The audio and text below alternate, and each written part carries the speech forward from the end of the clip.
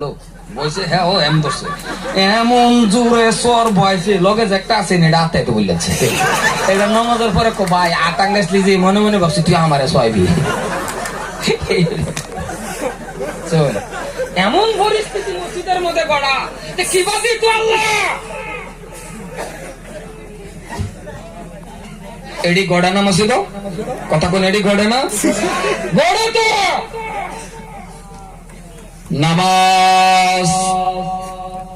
এমন একটা মজার জিনিস রে বাবা নামাজ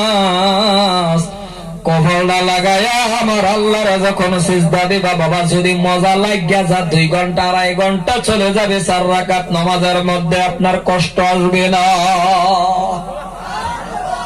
2.5 ঘন্টা যাইবো গা এলাকা আল্লাহ কইছে যুবক যৌবনটা আমার রাস্তাত কাটাও এই যৌবন কালটা কাটায়